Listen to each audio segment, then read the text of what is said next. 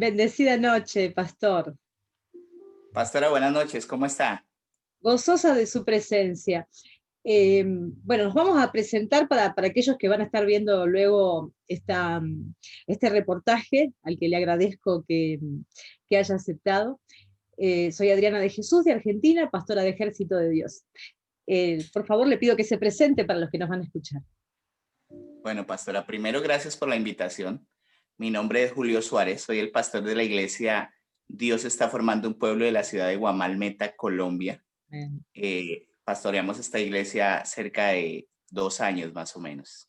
Gloria a Dios, gloria a Dios. Pastor, obvio que quiero que dé una palabra, porque estoy ansiosa porque nos dé una palabra, pero me gustaría preguntarle cosas para ver similitudes y qué cosas están teniendo en común diferentes países de Latinoamérica, ¿no? Eh, pero por sobre todas las cosas, ¿usted opina que estamos ya en los tiempos finales, pastor? Claro que sí, yo creo que todo se está dando, ¿no? La palabra se está cumpliendo tal, ¿no? Yo veo un mover mundial. Esto del COVID no es una casualidad. Yo creo que justamente se da para un tiempo donde todo como que tiene un objetivo, un fin, bueno, y Dios se mueve en ese objetivo y en ese fin, ¿no? Y es lo que viene, ¿no? Hasta ahora estamos, yo creo que en algo pequeño. Nosotros hemos visto ya el COVID, la pandemia, pero yo creo que esto es algo pequeño para lo que viene. Yo creo que lo que viene es algo donde la iglesia tiene que estar fortalecida, donde debemos saber y pararnos en lo que hemos creído, porque definitivamente aquí hace la diferencia nuestra relación con Dios, y verdaderamente aquí es donde vamos a ver quién es iglesia y quién no. Qué gran verdad. Estoy, estoy completamente de acuerdo. Todo está escrito y se está cumpliendo, ¿no?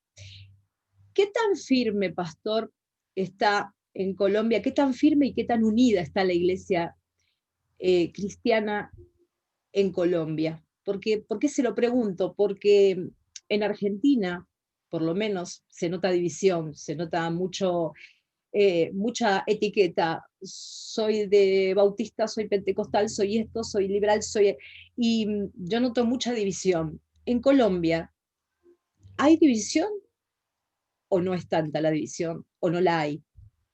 Bueno, como dijéramos, Colombia ha sido golpeada, no sé Argentina qué tanto, hablo del pueblo cristiano, ¿no? Las iglesias, por lo menos en Bogotá, se cuentan por cientos que se han cerrado, ¿no? Que han tenido que entregar sus lugares. Estoy hablando de iglesia en un término de templo, de lugar de reunión, más bien, Sí. digámoslo de esta forma. Y pues en ese orden ha sido bastante golpeado, ¿no? Colombia ha tenido un cimbronazo, digámoslo de esta forma, bastante fuerte, ¿no? Eh, en la región donde estoy yo, por lo menos se ve la unidad. Ahorita Colombia también está en un ámbito político, digamos así, el pueblo cristiano, con un partido que se llama Colombia Justa Libres, y hemos venido trabajando justamente la unidad con todos, ¿no? Buscando un mismo fin, que es elegir hombres y mujeres llenas de la presencia de Dios, y pues que legislen lo que es correcto, con esas bases bíblicas pues que son importantes para este tiempo. Qué importante lo que me dice Pastor Julio, porque en Argentina estamos viviendo tiempos muy difíciles porque se está, se está, digamos, haciendo fuerza para todas las leyes que desobedecen a Dios. Aquí se proclama de un modo, podríamos decir, desvergonzado y descarado el aborto, la homosexualidad se la proclama como la nueva manera de vivir. Sin embargo, no noto en Argentina una iglesia que se levanta, que tiene una postura firme, ¿no? Pero por lo que usted me cuenta, en Colombia están tratando incluso desde lo político encarar un gobierno, eh, y un gobierno a través de la palabra de Dios, ¿no? No, no es lo que está pasando precisamente en Argentina. ¿Cuál es la problemática principal en Colombia, Pastor? ¿Cuál es, a nivel social, cuál es la problemática principal contra la que tiene que luchar la iglesia? Bueno, primero aquí hay una división política terrible, ¿no? En Colombia hay dos bandos, ¿no? Bueno, no quiero entrar a dar nombres políticos, sin embargo, la iglesia por mucho tiempo se movió en medio de esos dos bandos, ¿no? Gracias a Dios nosotros, pues, como que el pueblo cristiano se trata de organizar y mirar todos para un mismo lado, que es lo que vamos a intentar hacer en las elecciones que vienen presidenciales, porque tengo entendido que va a haber un candidato cristiano, ¿no? Para esas elecciones. Pero bueno, aquí hay una problemática difícil y más ahorita con la pandemia, pues se agrava, ¿no? Todo lo que tiene que ver con las familias completas destruyéndose, porque bien sea que no tienen un sustento, porque obviamente falta el papá o falta la mamá. La iglesia pues también ha venido pasando situaciones difíciles porque los templos tuvieron que cerrarse por mucho tiempo. Algunos pagaban un arriendo, a un alquiler y tuvieron que entregar, como ya le decía, y esto pues es bastante complicado y pues atraviesa o hace atravesar a la iglesia por un momento difícil, ¿no? Pero yo creo que en este tiempo pues se cumple la palabra también para la iglesia, donde leemos en el Antiguo Testamento y parte del Nuevo el llamado de Dios a ser esforzados y valientes, ¿no? Nadie dijo que fuera fácil, ¿no? Porque a veces podemos pensar, no, mira, es fácil ser cristiano y a veces le pintan a uno un evangelio como que muy fácil y que ven y que vas a tener esto y lo otro. A veces se vuelve como un evangelio de intercambio, ¿no? Mira, tú haces esto y Dios te da esto y tú, pero cuando viene la parte donde nosotros tenemos una responsabilidad delante de Dios, eh, que es hablar la palabra en medio de la situación en la que estemos y por lo que estemos pasando, pues cuando viene a nosotros ese llamado, verdaderamente ahí la iglesia es la que tiene que asomar la cabeza y decir, bueno, aquí estoy presente y vamos a predicar, vamos a hablar, ¿no? Yo creo, pastora, que bueno, el evangelio y la esencia del evangelio tienen que seguir siendo la misma. La esencia no puede cambiar, fue la esencia que dio Jesús, pero el modo sí, ¿no? El modo sí debe cambiar y para esta época, pues yo creo que el modo como lo hagamos, desde que salga de la misma esencia, tiene una validez. Es decir, que no hay una excusa para que nosotros nos quedemos callados en este tiempo. Y Pastor, ¿cuál es el modo para estos tiempos? Bueno, mira, por lo menos salió las redes sociales, ¿no? Y algunos atacaron, algunos predicadores atacaron fuertemente las redes sociales. Las redes sociales no sirven, no. Y ya vemos cómo personas digamos que en un momento estaban en contra de esto, pues ahora están incursionando en esto, ahora tienen su programa por Facebook Live, por Instagram, por YouTube, y entonces ahora están anunciando la palabra de Dios. Gloria a Dios porque eso es bueno, ¿no? Porque lo que nosotros creíamos malo, nos dimos de cuenta que lo podíamos volver bueno, o más bien Dios hizo que nosotros lo enfocáramos a una, abiertamente, ¿no? A hablar de Dios por las redes sociales donde antes no lo hacíamos. Es decir, yo creo que si no hubiera pandemia, pastora, pues no estaríamos aquí hablando. Con eso te digo todo. Pero bueno, finalmente no solo redes sociales. Yo creo que está la música, yo creo que está el salir a las calles, el hacer un evangelio explosivo. Yo creo que se vale donde nosotros el tiempo de adoración ya no tenga que ser el mismo de antes, donde nosotros encajonábamos a Dios en un tiempo de adoración muy corto, sino que ahora lo hablamos y lo hablamos abiertamente, ¿no? Mira, pastora, nosotros hablamos acerca de una relación con Dios y es el modo de evangelismo, yo creo que se debe mover en estos tiempos, donde no nos interesa tanto que la gente cambie de iglesia. Obviamente, pues el objetivo es pescar almas. Pero ¿qué saco yo con que una persona se venga de cierta iglesia para mi iglesia y siga siendo la misma persona? ¿No? Yo quiero que esa persona tenga una relación con Dios. Entonces, el modo de evangelismo, claro, cambia, porque es que antiguamente es o te arrepientes o te vas para el infierno, que sigue siendo una verdad, ¿no? Porque obviamente el que no se arrepiente, pues se va para el infierno. Pero hay otras formas de decirlo, ¿no? Hay otras formas de enseñarlo, desde la parte de enseñar el amor de Dios, desde la parte de ir a las familias golpeadas y poderles hablar de un Dios restaurador, de un Dios que se puede, ¿no? Entonces, el modo son muchos. Yo creo que en cada país, en cada región hay una forma de hacerlo y yo creo que eso se debe aprovechar, ¿no? Hoy vemos jóvenes saliendo por las calles a los semáforos, haciendo teatros en los semáforos, moviéndose por las calles haciendo evangelismo explosivo. Antes muy poco se veía eso. Ahorita el modo pues cambia, ¿no? Cambia porque de pronto ya, no sé ustedes, pero nosotros ya no vamos de casa en casa golpeando la puerta, ¿no? Para que nos abra, pero nosotros por lo menos hacemos un evento en nuestra ciudad, convocamos gente, vamos a las casas, visitamos y nos movemos de esa forma. Entonces, la esencia sigue siendo la misma, pero el modo pues cambia un poco. Gloria a Dios. Preguntas que se hacen los hermanos, ¿no? En la iglesia, o que nos hacen a nosotros los pastores. Vamos a hacer un ping-pong de preguntas. Les voy a cambiar el tema. ¿Qué tanto, pastor, complica la vida un yugo desigual? Sobre todo para los jovencitos, ¿no? Bueno, esto lo escuché de alguien y escuchaba acerca de tres cosas que toda persona debe saber, y más los jóvenes. La primera de ellas es a qué me voy a dedicar el resto de la vida, y más los jóvenes. Puede que parezca algo que no tiene sentido, pero lo que yo voy a hacer el resto de mi vida, pues es muy importante. Estoy hablando de una profesión, de un ministerio, estoy hablando a lo que Dios me llamó o lo que yo pueda hacer secularmente, ¿no? Naturalmente. Y lo segundo justamente es con quién voy a pasar el resto de mi vida. Y si la gente se tuviera esto en cuenta, no habrían tantos fracasos en la vida.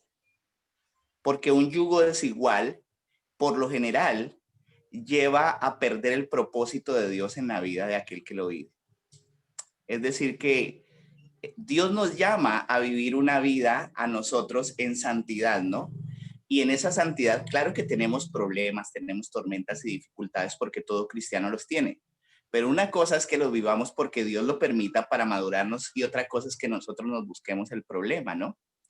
Y hay algunas personas que obviamente yo creo que pasan todo el mundo donde vemos hermanos que uno les dice, mire, esa persona no le conviene porque el yugo es igual. Estamos hablando no solo es en el área sentimental, Obvio. sino en el área laboral. Cuando uno tiene de pronto un socio, no funciona, no sirve. No sirve porque esto va a hablar de que uno jala para un lado y el otro para el otro lado, ¿no? Justamente estos días enseñaba la iglesia acerca de que las personas, nosotros como pastores les decimos a los hermanos, tienen que casarse. A la pareja que no se ha casado, cásese para agradar el corazón de Dios. Ya viven en unión libre, ya tienen hijos, pues ¿qué esperan? Cásense. Entonces estas personas se casaron, el esposo, la esposa, bueno, se fueron a matrimonio y llegaron allí, pero no les funcionó el matrimonio después. Entonces encuentras a personas diciendo, fulano y fulano se casó. La demora fue que se casaran y se separaron. Se divorciaron, vivieron 30 años, pero apenas se casaron, se divorciaron, eso no sirve. Y es que la gente cree que el matrimonio es solo el hecho de yo dar un paso y decir sí. Claro que es importante delante de Dios y ya estamos organizando nuestros tiempos con Dios. Pero es como que tú le dices a alguien, mira, vas a pasar un lago, ¿no?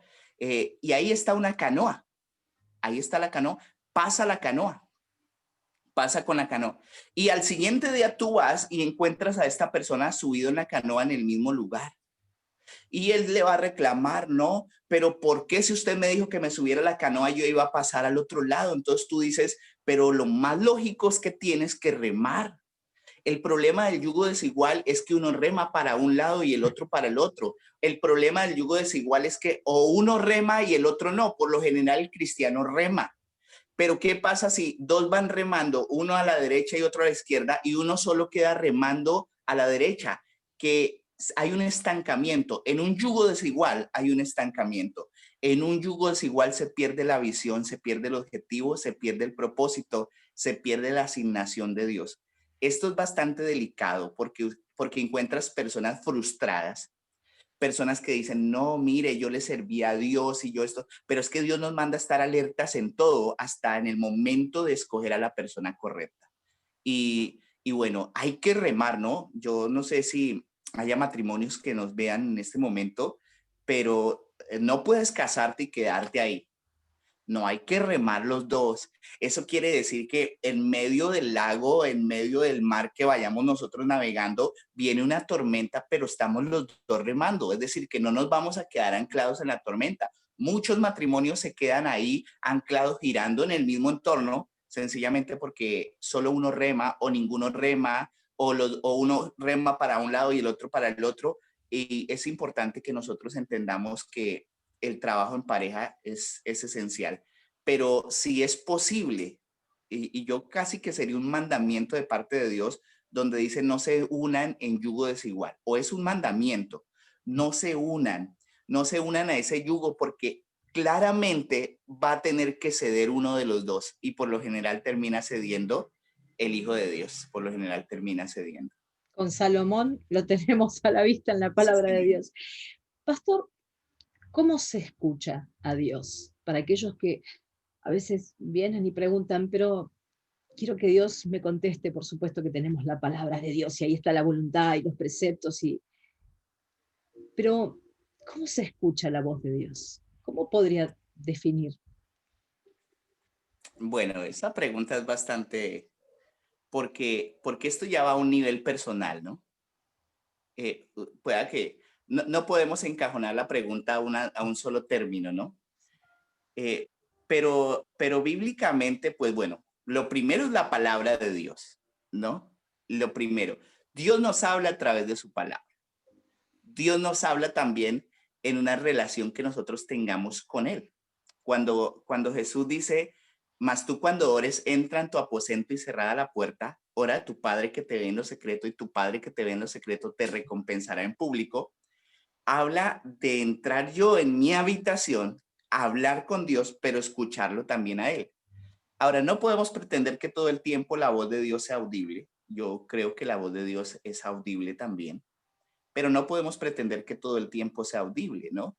Yo no puedo decirle, Dios, háblame, si es el propósito tuyo, por lo menos que hoy vaya a la iglesia o no, ¿sí? Señor, espero que me hables, si quieres que yo vaya, no, pues bíblicamente ya hay como unas respuestas ahí, no dejes de congregarte, ¿sí? O sea, eso ya es claro. Ahora, Dios, yo creo que Dios habla por sueños. Yo no soy mucho de sueños, ¿no? Pero yo creo que Dios habla por sueños. Pero lo más importante, pastora, cuando nosotros leemos y leemos la palabra y leemos la palabra, nosotros nos vamos llenando, nos vamos llenando. Cuando estamos en una intimidad con Dios, cuando estamos adorando, cuando estamos orando, Dios toma como de ese cántaro y empieza a traer a nuestra cabeza, a nuestra mente algo. Imagínese que usted a veces le habla a alguien y esa persona empieza como a intentar preguntarte cosas y Dios empieza a ponerte cosas en la cabeza que tú no, pero ¿de dónde yo las saqué? ¿Cómo fue que yo pude responder eso? ¿Cómo? Pues porque ya venías en una relación con Dios, ¿no? Ahora, yo diría lo principal, la palabra de Dios, luego el secreto con Dios, porque en el secreto con Dios yo creo que no es mágico, ¿no? Dios toma de lo que ya nosotros tenemos y, y eso nos lo revela, eso nos lo muestra, ¿no? Eso lo hace literal. Bueno, y si vemos en el Nuevo Testamento, pues también Pedro, el apóstol Pedro, Dios le habló por medio de sueños, ¿no? O por una visión, pues yo creo que estaba dormido ahí y Dios le habla por una visión y le muestra todo lo que tenía que hacer. Bueno, yo creo que también lo habla así, ¿no? Pero no podemos encajonar a una sola respuesta porque cada uno pues en su mover o en su relación con Dios. Hay algunos que dicen, bueno, mira, yo estoy adorando y adorando y ahí de pronto Dios me habló, ¿sí? O yo abrí la palabra de Dios y ahí estaba y Dios me habló, o de pronto fui a la esquina y una persona que ni siquiera es cristiana me dijo esto y esto y esto y Dios me habló. Entonces hay muchas cosas, ¿no? Obviamente hay unas palabras más profundas que otras, hay unas respuestas más profundas que otras, pero pues básicamente yo creo que es por medio de la palabra de Dios. Amén, amén. Pastor, ¿qué tan importante es la oración? Porque sabemos que hay cristianos que son medios dormilones a la hora de orar, y sobre todo en los tiempos finales que estamos viviendo, ¿qué tan importante es la oración? Bueno, la oración, a ver, la oración mueve lo sobrenatural de Dios. Si no hay oración, no hay un mover sobrenatural de Dios. Digamos que nosotros cuando hablamos, lo que mucha gente no entiende es que hablamos directamente con el Creador, con la fuente, ¿no? Por eso nosotros no vamos ni a pedirle a los ángeles, ni a pedirle, no, nosotros vamos a la fuente. Por eso la Biblia dice, entra al trono de la gracia confiadamente. Pues ya si otro se quiere quedar pidiendo un favor ahí, es, a otra persona es diferente. Pero la palabra de Dios dice, comunícate directamente con Dios, ¿no? Ahora, cuando nosotros hablamos con la fuente, pues no es solo que nosotros nos llenamos, sino que hay una revelación también. Usted encuentra a Jesús orando, por lo menos. Jesús orando, o sea, es una locura. ¿Para qué Jesús iba a orar? Si Jesús era Dios, ¿para qué iba a orar? ¿Por qué iba a orar? Pero encuentras a Jesús orando, encuentras a Jesús muy de mañana, que es donde nosotros tomamos, ¿cierto? eh, Encuentras a Jesús muy de mañana yendo a la presencia del Padre a orar y a hablar con Él, ¿no? A dialogar con Él. Y esto lo llenaba, lo fortalecía. Nosotros tenemos que saber que cada vez que oramos, entonces nos conectamos a la fuente y que esa fuente nos llena, pero también nos da una revelación en un ministerio, es lo que hable, bueno, no sé, digamos lo sobrenatural de Dios, ¿no? Que hable lo que nosotros no pensamos, de pronto se empieza a dar así porque nosotros estamos en comunión con la fuente. Si no hay una comunión con la fuente, pues es improbable que nosotros podamos tener un éxito, ¿no? Porque nosotros aquí en Colombia tenemos un dicho y es cristiano que no ora, el diablo se lo devora, no sé ustedes Aquí allá. también lo tenemos. Bueno, el cristiano que no ayuna, el diablo se lo desayuna. Sí, Entonces es importante que nosotros oremos. Aparte de que encuentras en toda la Biblia a los profetas y todo orando, ¿no? orando. Eran hombres de oración, oran en todo tiempo. De mañana, la oración de mañana tiene mucho poder. Usted encuentra a la mayoría de siervos de Dios de mañana buscando el rostro de Dios, de mañana clamando, de mañana todo el tiempo que ve usted a los hombres de Dios los encuentra de mañana, porque es un tiempo de silencio, ¿no? Es un tiempo donde nuestra mente está, se ha olvidado de todo, ya hemos pasado un sueño, es un tiempo donde estamos descansados, digámoslo de esta forma, y ahí estamos en la presencia de Dios nosotros, y ahí podemos escuchar la voz, cuando nadie hace ruido, cuando apagamos todo, porque a veces nosotros nos ponemos a orar, pero nuestro cuerpo está orando, pero nuestra mente está volando, ¿no? Entonces es como que nosotros prendiéramos una licuadora ahí y hace el ruido y decimos y decimos, pero nuestra oración no sale del techo. Nosotros tenemos que ser personas que entendamos, comprendamos que la oración mueve lo sobrenatural. Y como mueve lo sobrenatural, pues también yo voy a ser impartido, lleno de su gracia. De hecho, la Biblia dice, de su interior correrán ríos de agua viva y estos ríos de agua viva corren cuando nosotros nos podemos conectar con la fuente. No hay otra forma, ¿no? Amén. Pastor, sí que hay diferentes posturas de los estudiosos, diferentes doctrinas. La salvación se pierde. Me ponen aprietos. Si quiere cambiamos de tema. Bueno, yo creo algo. Yo creo que hay muchas posturas y este es un tema bastante espinoso. Es que nos hacen cortocircuito. ¿Qué es lo que pasa? Que si uno dice no se pierde, las personas de una vez vienen a decir, o sea que yo puedo hacer lo que quiera. Y no, no es así, ¿no? Yo creo que la salvación no se pierde. Pero yo creo que nosotros, dice la palabra, fuimos llamados a buenas obras porque somos salvos. De otra forma, no. Yo creo que aquel que se apartó de la gracia y volvió atrás, nunca ha nacido de nuevo. Estoy de acuerdo. Eh, es Estoy mi de postura, acuerdo, ¿no? sí, estoy de acuerdo. Nunca Eh, fue salvo. sí, nunca fue salvo. Ahora, ¿puedo hacer lo que quiera? No, porque si usted hace lo que quiera, en realidad nunca fue salvo, ¿no? Yo lo pongo de esta forma. Yo lo pongo como que no puedes perder $1.000.000 si no lo tienes. Entonces no puedes perder la salvación si no la tienes. Alguien dice, es que se puede perder la salvación como si la salvación fuera un anillo que te dieran. Ay, lo perdí. Ay, pero volví, lo tomé. Ay, volví, lo perdí. Ay, volví, lo tomé. No, ¿lo tiene o no lo tiene? Entonces es importante saber que nosotros estamos sellados por el Espíritu Santo, ¿no? Ese sello, ¿quién lo puede romper? Debe haber alguna garantía de la salvación. Y la garantía de la salvación, pues, es el sello del Espíritu Santo, ¿no? Las arras que dice la palabra de Dios, las arras del Espíritu. Obviamente, hay muchos textos que aparentemente dicen que se pierde la salvación. Eh, Quiero aclarar algo acá, y es que, pues, alguno puede creer que se pierda, otro que no se pierda, pero lo importante es vivir en santidad, ¿no? Lo importante es apartarnos del pecado. Yo creo que doctrinalmente, pues hay algunas cosas, no nos vamos a ir al cielo porque lo sepamos todo Tal correctamente, cual, tal cual. sino porque hemos creído en la gracia, porque hemos creído en la salvación, en el sacrificio de Cristo en la cruz del Calvario, y esa gracia gloriosa y maravillosa vino a nosotros, nos salvó, que no nos lo merecíamos. Eso es lo que tiene que tener todo el mundo claro, una salvación tan grande que nosotros no merecíamos, pero Dios nos la dio. Se plació en dárnosla, ¿no? Se plació en decir, voy a enviar a mi hijo a que muera por ustedes. Algunos no lo entienden y gloria a Dios porque nosotros estamos ahí, ¿no? Incluidos.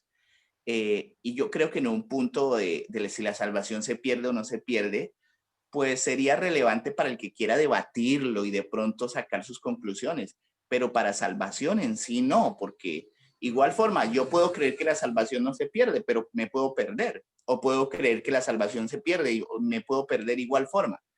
Pero si vamos al punto exacto, pues yo creo que la salvación no se pierde porque somos sellados por el Espíritu Santo. ¿Podemos hacer cualquier cosa? No, no podemos hacer cualquier cosa. Fuimos llamados nuevas criaturas. Es decir, que somos salvos cuando somos nuevas criaturas. Ahí está. Esa es. Ahí es cuando realmente se ve el salvo, ¿no? Es nueva criatura. Ahora, Sí. pastor, ¿por qué vemos tanto creyente dentro de la iglesia que está siendo oprimido? Que, a ver, tanto creyente que a veces los vemos como endemoniados, ¿no? O sea, oran, adoran, se congregan, pero tienen opresión, opresión, opresión. ¿A qué se debe? Por qué esta opresión? Mire, la Biblia dice algo claro y Jesús lo dice. Dice, y oiréis la verdad y la verdad te hará libre. ¿Qué me hace libre a mí? Mira, no me hace libre tanto que me hagan una liberación de 3 días, porque hemos visto casos donde una persona llega endemoniada, se le hace liberación, pero resulta que a los 8 días está otra vez endemoniada. Totalmente. Bueno, yo personalmente no soy de ponerme a hacer liberación 2 y 3 días porque yo no veo el ejemplo de Jesús así, ¿no? Jesús daba la orden, de hecho los apóstoles daban la orden y la persona tenía que ser libre.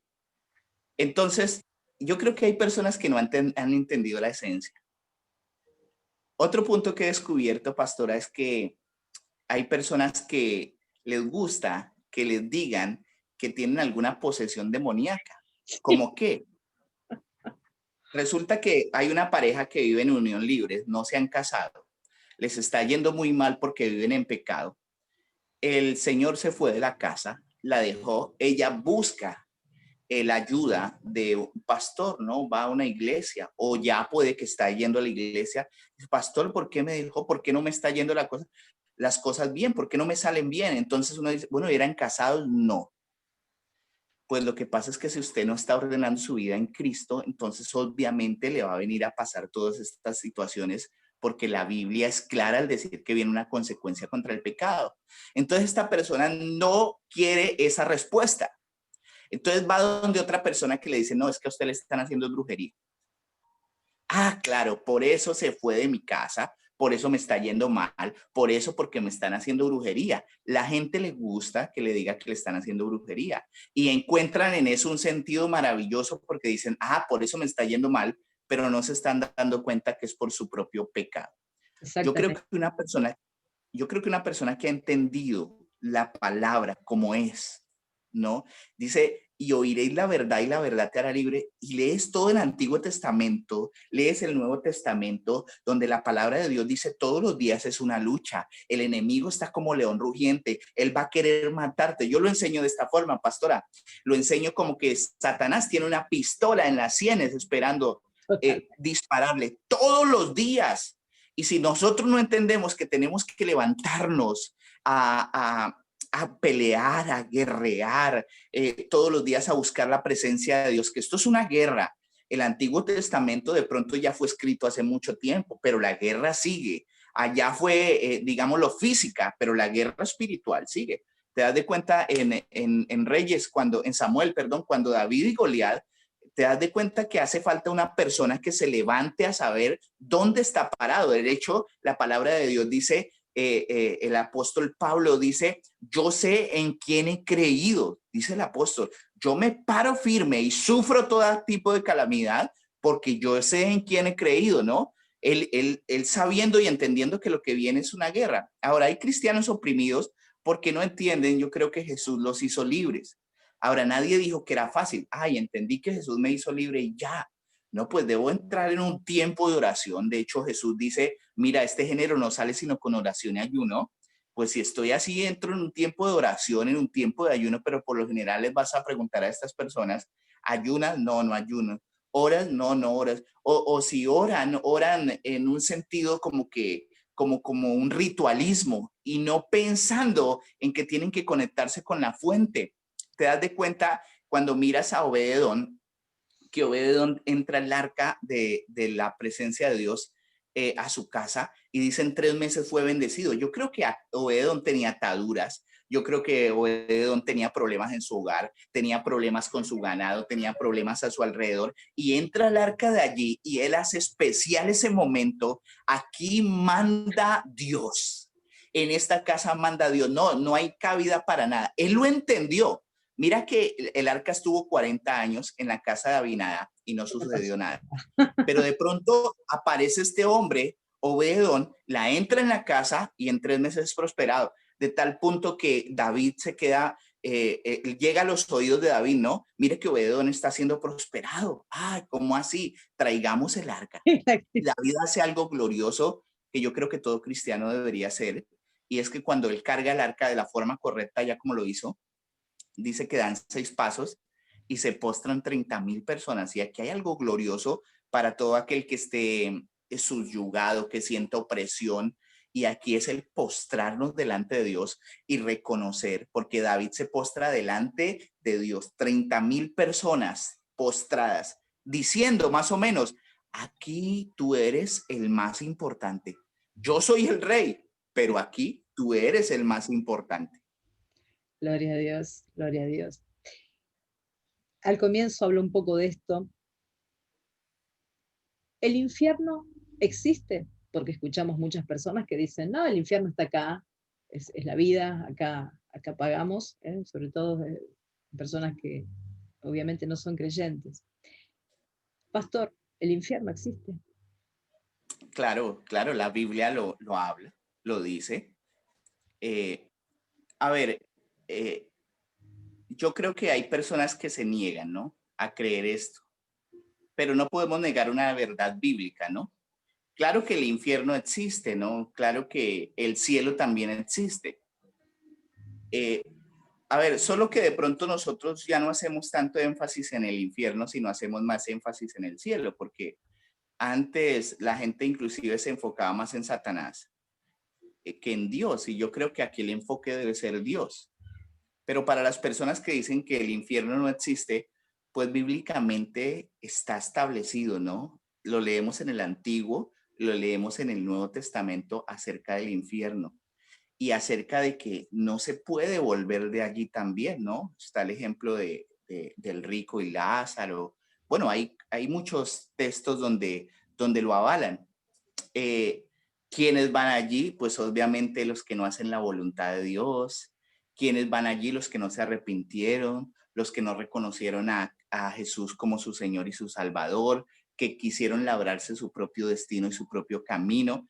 Bueno, del infierno digamos que también es un tema espinoso, ¿no? Porque hay muchos temas. Para los que creen todavía en el infierno, pues también hay mucho de qué hablar acerca del infierno, pero dando una respuesta puntual, claro que lo hay. La Biblia lo habla y es de justamente Jesús vino a librarnos, fue de eso, del infierno y de la muerte. Fue a lo que Jesús vino a hacer. Yo siempre digo, bueno, no te enfoques en el infierno para los que somos salvos. ¿Cómo nos vamos a enfocar en el infierno? Enfoquémonos en Dios. Enfoquémonos en nuestras reuniones, no tanto a reprender al demonio o a Satanás, pues que no estoy hablando que no sea importante la guerra espiritual, pero no nos enfoquemos tanto en eso, enfoquémonos en darle adoración a Dios, porque en el cielo, que es la parte gloriosa que nosotros vamos a vivir, todo el tiempo vamos a estar enfocados en Dios. Y la palabra dice, Jesús dice, hágase tu voluntad así en el cielo como en la tierra, es decir, como va a ser allá, háganlo acá. Yo me voy a enfocar en Dios, ¿no? En esta área. Arrebatamiento. ¿Qué me puede decir, pastor? Bueno, yo creo que el rapto, bueno, o el arrebatamiento, porque es que también hay mucha gente que rapto no, que porque esto, bueno, llamémoslo arrebatamiento. El arrebatamiento, yo creo que nosotros no vamos a estar, la iglesia va a ser arrebatada, sí. Bueno, usted sabe que también hay muchas posturas acerca de esto. Esos son temas espinosos, ¿no? En el sentido de que uno tiene su opinión y tocaría entrar a profundidad, pero así por encima le digo, yo creo que nosotros no vamos a estar en la gran tribulación. La iglesia sí va a ser arrebatada, obviamente. La iglesia va a ser llevada, ¿no? Después de eso, pues vendrán los tiempos de paz que se hablan acá, lo que habla también Apocalipsis, bueno, lo que habla Tesalonicenses, ¿no? Lo que se dice en el Nuevo Testamento acerca de las bodas del Cordero, que somos llevados allí, pero puntualmente la iglesia será arrebatada, la iglesia será llevada al cielo. Claro que esto, así se paren y digan lo que digan, pero es un hecho que se va a dar. La iglesia será llevada al cielo y o nosotros como iglesia, porque a veces decimos la iglesia es el lugar donde nos congregamos y somos nosotros, somos el templo. Nosotros. Entonces nosotros seremos arrebatados y bueno, ahí los que se quedan son los que, porque es otro tema, ¿qué va a pasar con los que se quedan? Para los cuales yo creo que si no son judíos no va a haber salvación. Es también otro tema importante, pero Sí, yo creo que si no son judíos los que se quedan no pueden ser salvos. estoy de acuerdo. Entonces, claro que va a haber arrebatamiento, claro que la iglesia será arrebatada, claro que nosotros estaremos con Jesús allí en las nubes también y Amén. claro que seremos transformados en cuerpos gloriosos, dice la palabra de Dios. Qué hermoso. ¿Cuánto daña a la iglesia la murmuración? Porque sabemos que es un mal, un flagelo dentro de la iglesia. Iglesias completas se han acabado por la murmuración. Lamentablemente, yo creo que el pueblo de Dios no debería entrar en murmuración, nadie, ninguno, porque la murmuración es un cáncer. Es un cáncer porque, y lo terrible de este cáncer es que es difícil de detectarlo, porque el que murmura se sonríe, ¿no? El que murmura lo abraza a usted. Pero viene con un El que cuchillo por murmura, atrás. claro, el que murmura le dice a usted que es el mejor pastor del mundo, pero es tan trágico, pongámoslo de esta forma, que se convierte en un cáncer y termina dividiendo iglesias completas, ¿no? Termina acabando con familias, mejor dicho, si nosotros nos pusiéramos a analizar todo lo que trae la murmuración, diríamos es una avalancha que empieza por una persona que por lo general le cuenta a otra y le dice, venga, le digo para que oremos. Yo no sé si allá pase lo mismo, pero por lo general en las iglesias le dicen el hermano muy espiritual, le dice a otro hermano muy espiritual, venga y le cuento para que oremos, y ese venga y le cuento para que oremos se convierte en algo así. Ahora, ¿qué hacer contra esto? Cuando hay murmuración hay que enfrentarlo. Hay que, sea quien sea, hay que llamar a esa persona. Llamémoslo, encararlo, obviamente sin de pronto odio ni rencor. Pero sí, cuando hay problemas de murmuración, yo lo que hago es llamar y de una vez cortar. Eso es una culebra que hay que cortar la cabeza de una vez. Porque si usted no corta la cabeza, eso se sigue regando, ¿no? Y si de pronto hubo una murmuración de que fulano, párese y llámese, la palabra de Dios, de hecho lo dice, ¿no? Párese y llame a 2 o 3 y confronte a esa persona. Si fue cierto, bueno, miremos qué solución. No fue cierto, sea cierto o no sea cierto, no se tiene por qué hablar, ¿sí? Si o se habla, uno debe ser lo suficientemente valiente para hablar con esa persona y de decirle de frente lo que piensa. Usted está fallando, yo pienso que usted está en esto y en esto y en esto y en esto. Pero no hay que dar lugar a ese cáncer que se ha levantado en las iglesias y en las familias y las está destruyendo. Me gusta mucho cómo lo definió. Es un cáncer, tiene razón, pastor. ¿Y qué puede decirme del espíritu de Absalón? Porque nosotros estamos acostumbrados a verlo. Bueno, el espíritu de Absalón, eso es que casi es un espíritu de división, ¿no? De romper, de rapar lo que Dios le ha entregado a otra persona. Yo pienso referente a esto, pastora, el que haya sido llamado, cualquiera que haya sido llamado, no puede salir llevándose gente o hermanos de otra congregación, porque yo creo que, pongámoslo de esta forma, los hermanos que están en una iglesia son los recursos que Dios le ha dado a ese ministerio. Es decir, Dios le dio a usted unos recursos dentro de los cuales también está su equipo, dentro de los cuales están sus ovejas que usted tiene que luchar, ¿no? Porque es muy fácil pararse uno aquí a decir, yo lo puedo hacer mejor, pero otra cosa es usted estar ahí inmerso cuando lo llaman a la 1 o 2 de la mañana para que vaya a orar, cuando lo llaman y le dicen, venga, tienen que usted estar constantemente en este trabajo, para que alguien venga con lo que se llama el espíritu de Absalón, ¿no? A decir, yo lo puedo hacer mejor, yo quiero romper, quiero rasgar el reino, así, quiero arrebatarlo y quedarme con esto porque yo lo puedo hacer mejor.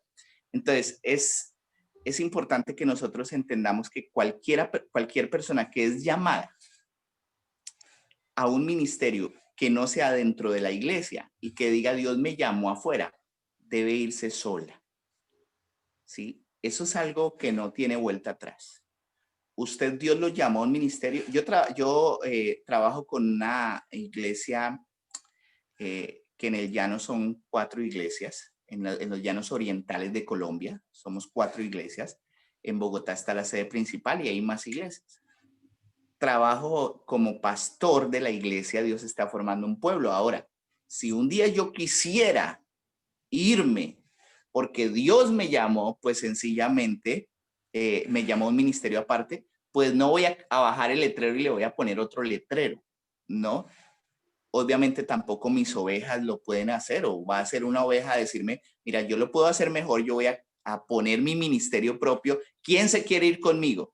Esto es peligroso. Todas las personas que siguen tras de este movimiento, tras de este espíritu de Absalón, por lo general resultan muertas espiritualmente, resultan apartadas, unos no vuelven, se van, dicen que van a buscar, que ahora sí lo van a lograr, que ahora sí, que fulano sí es, que usted no era, que fulano sí, pero terminan muertas espiritualmente. Es bastante preocupante y es también la murmuración da paso a eso, ¿no? Sí. La murmuración da paso a eso. Sí. Pastor, ¿qué tan difícil son los pasos, qué tan difíciles son los pasos de un pastor, qué tan difícil es la vida de un pastor? La parte que no conoce la congregación, ¿no? Porque estamos siempre, como usted dijo, para los demás. Pero qué tan difícil es. Bueno, el pastorado es un trabajo de 24 horas. eh, o por lo menos lo hablo de mi caso, yo creo que si una persona lo va a llamar a uno tarde de la noche es porque lo necesita. Pues estaría uno a decir, no, yo a las 8 de la noche ya no contesto llamadas, por lo menos. Pero es difícil en el sentido de que uno se debe a la gente, ¿no?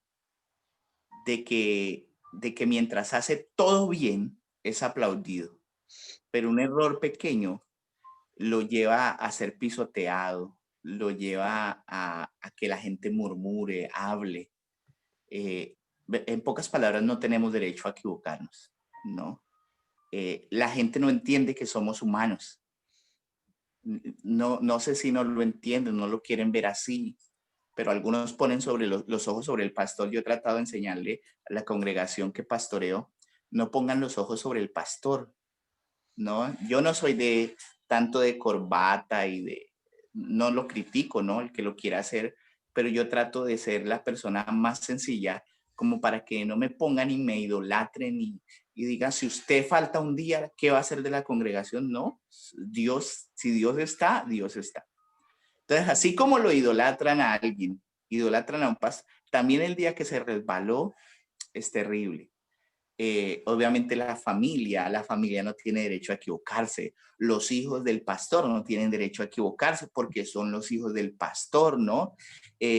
Si el pastor compró una casa, pues resulta que el pastor se está haciendo millonario, si compró un carro, el pastor se está quedando con los diezmos y las ofrendas, o sea, no es tan fácil como la gente de pronto lo creyera, ¿no?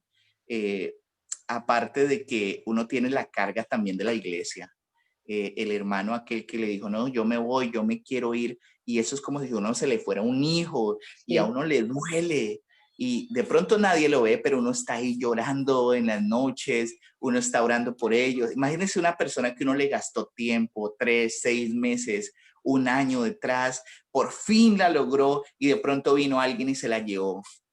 Y uno todo ese trabajo, gloria a Dios, pues es para Dios, ¿no? Pero definitivamente uno como humano, su parte humana, se duele terriblemente. Entonces, pues ahí sí es como que el que quiera hacerlo, que empiece, que empiece a hacerlo y se dé cuenta que no es tan fácil ser un pastor. No solo está la persona de uno, está la esposa o está el esposo, está la familia, está lo que se haga por fuera, está que si publica algo por Facebook que a algún hermano no le gustó de una vez, ahí le caen, o sea, no tiene, pierde uno ciertas libertades, pero sí puedo decir, pastora, que es uno de los trabajos más gloriosos que puede haber. Yo doy gracias a Dios que me puso en este ministerio, que se lucha, ahorita en cuarentena fue difícil, ¿no? Porque obviamente no se pudo abrir la iglesia. Yo no sé si en Argentina también, pasó lo mismo, pero súper doloroso, muy doloroso. La no se iglesia pudo cerrada abrir. fue tremendo. Algunos hermanos se fueron, otros se quedaron, pero aún así yo veo Dios cómo nos ama y cómo nos fortalece, cómo nos da una palabra, cómo nos sostiene, así como hay gente, lo voy a poner en estos términos, desagradecida y salió y se fue, también hay gente fiel, Sí, gente que Dios pone. Mire, pastora, me he dado cuenta de que hay iglesias muy pequeñas, iglesias de 15, 20 miembros, y encuentras a 5 miembros fieles que el totalmente. pastor transmitió. Yo admiro mucho cuando el pastor transmite, un pastor transmite y se le conectan 5, pero son los 5 que siempre están ahí. Pastor, yo voy para los que sea, yo estoy aquí. Qué glorioso es esto, ¿no? Porque Dios no nos abandona, Dios nos pone a nuestro lado personas idóneas que nos ayuden. Qué hermoso. Pastor, ¿por qué creyentes de años son tan reacios, habiendo obtenido tanta bendición de Dios? ¿Por qué se niegan y ven los diezmos, las ofrendas como algo, a mí no me hablen de eso? Podemos entenderlo en el que recién entra en el camino. Pero, ¿por qué hay personas que son tan duras en darle a Dios cuando nada es nuestro? Mire, yo me he encontrado, pastora, con que las personas antiguas a veces se convierten en una carga más grande.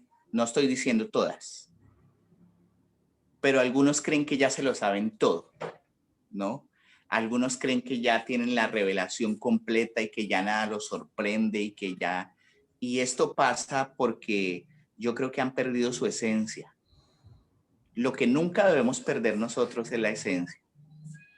Dentro de la esencia está algo que Dios reclama mucho del cristiano y es la humildad. Es ser humilde, ¿no? Algunos ven el diezmo y la ofrenda como algo diabólico, ya bíblicamente está establecido. Yo soy alguien que cuando en la iglesia es tiempo de recolectar diezmos y ofrendas, siempre hablo de dos cosas. No es por necesidad ni por obligación. No sé en Argentina, pero para Colombia escucha uno como que yo no volví allá porque allá me obligaban a dar. Y yo digo, si alguien le está obligando a dar, venga por favor y dígame cuánto le obligó, yo con mucho gusto se lo devuelvo, porque no es de bendición, no es de bendición una persona que de obligada. Ahora te encuentras con estas personas que pues no aportan, pero sí critican, no, Oh, nunca han critican un dado nada, montón. No hacen nada, pero sí critican. claro, nunca han dado nada, nunca han aportado, pero les duele que otros aporten, ¿no? Mire, habla usted de las personas nuevas, pero a veces las personas nuevas son moldeables porque lo entienden, ¿no? Gloria a Dios, nosotros aquí hubo una joven que entró nueva y nos preguntó, bueno, ¿qué es lo del diezmo? Nosotros aquí tenemos el primer domingo de cada mes hacemos siembra. Y resulta que le preguntaba a mi esposa, esta joven, bueno, ¿cómo es lo de sembrar? Y bueno, se siembra por esto, se le explicó. Y ella nueva, ¿no? Al siguiente día trajo su siembra el domingo. Y luego a mitad de semana nos estaba diciendo, imagínense que me debían una plata que ya no me iban a pagar. Y de pronto esta semana vinieron y esa muchacha estaba, pero que no se cambiaba por nadie. Entonces, obviamente, diezmo y ofrenda se traducen en bendición, ¿no? Pues si Tal alguien cual. no quiere la bendición, ya el problema es que algunos creen que es solo bendición económica y va mucho más allá, ¿no?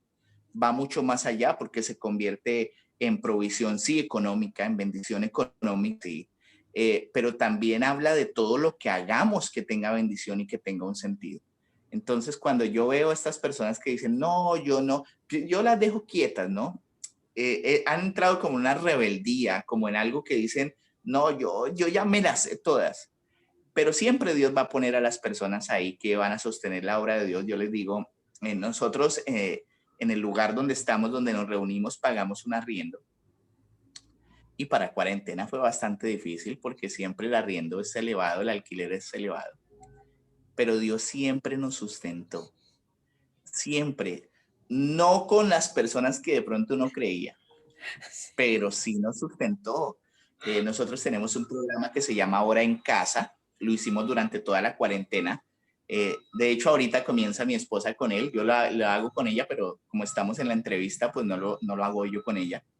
Pero en ese programa fuimos tan bendecidos porque recibimos bendición de otros lados, ¿no? De otras partes del país que nosotros no nos imaginábamos y gloria a Dios porque de pronto un día estábamos sin recursos y al otro día ya estábamos pagando el alquiler que no abrimos en 6 meses, creo que fueron como 6 meses, no abrimos en 6 meses, pero que Dios siempre nos dio la provisión. Entonces, Dios es un Dios que provee, ¿no?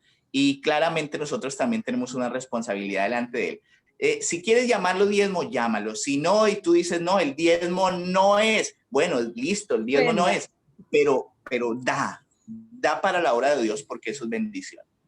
Amén. Pastor, para terminar, le voy a pedir por favor que ore por los que lo estamos escuchando. Le pido que... Claro que sí. Bueno, pastora, primero, darle las gracias. Por supuesto, esto es un tiempo de bendición. Decirles que vienen tiempos difíciles, pero hay que sonreír en todo tiempo. Vienen tiempos difíciles, pero nosotros sabemos en quién hemos creído. Vienen tiempos difíciles, pero la Biblia dice, sean esforzados y sean valientes. Y ahí está la clave, ser esforzado y ser valientes. Si nos mantenemos firmes en lo que hemos creído, esforzados y valientes, dice, nada nos podrá separar del amor de Dios. Nada nos podrá mover. Somos inamovibles, somos inquebrantables, porque en realidad, de hecho creo que es Isaías, pues no recuerdo la cita, donde dice, Dios nos tiene tatuados en su mano, esculpidos, ¿no? Él nos tiene agarrados. Quiere decir que para que alguien te haga daño, tiene que abrir la mano de Dios. Entonces, sepamos en quién estamos parados en estos tiempos de dificultad. Estamos pasando por una situación difícil, sepamos y entendamos que el creador del universo, el gran yo soy, el todopoderoso, el que abre y ninguno cierra, dice, yo voy delante de ti como poderoso gigante. Es lo que tenemos que saber, ¿no? Dice entonces la palabra de Dios, Él es nuestro ayudador, Él es nuestro socorro, Él es en nuestras tribulaciones, Él es nuestro pronto auxilio. Y siempre la confianza en Él va a hacer una diferencia en nuestra vida. Así que vamos a orar. Padre, yo te doy muchas gracias, Señor, por este tiempo de bendición. Yo bendigo a mi pastora Adriana. Dios, te doy gracias, Señor, por usarla en este tiempo. Oro por su ministerio, Dios, para que sea un ministerio cada día. Padre, que este ministerio crezca cada día más en sabiduría, en conocimiento, en temor tuyo, que sean usados en el nombre de Jesús de Nazaret en lugares, Dios, donde otros no han llegado, Dios, que tú les abras puertas de bendición, papá. Yo te pido en el nombre de Jesús de Nazaret que uses a su equipo, a este equipo que tú has puesto al lado de mi pastora, que lo uses, Dios, que en el nombre de Jesús sean esforzados y sean valientes, apartados para ti, Dios, pero usados en este tiempo, Dios, donde el mundo es cruel, oscuro y difícil, Dios, que ellos se levanten a brillar en el nombre de Jesús de Nazaret. Oro también por cada persona que nos ve, Dios, a través de esta red social, papá, para que en el nombre de Jesús tu gracia y tu misericordia llegue hasta sus hogares, papá. Que entiendan que tú viniste a traer salvación y vida eterna y que en este tiempo tú eres, Dios de Israel, la barca en la que nos debemos subir para poder mirar más allá. Que en toda tormenta tú estás, papá, y que tú nos quieres bendecir, solo que tenemos que poner toda nuestra confianza y nuestra fe en ti. Yo bendigo en el nombre de Jesús de Nazaret cada persona ahí, oro para que sea sanada, para que sea transformada, levantada y renovada, y que en el nombre de Jesús la gracia y el amor y el poder de tu amado Hijo Jesucristo habiten en sus corazones en todo tiempo y en todo momento, en el nombre de Jesús. Amén y amén. Gloria a Dios. Bueno, lo bendigo, pastor. Un gusto enorme haber conversado con usted y espero que se repita.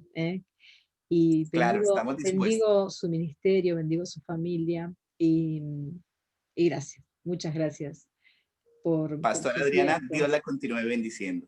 Muchas gracias por la invitación. No, gracias a usted. Los saludo. Hasta Dios siempre. la guarde.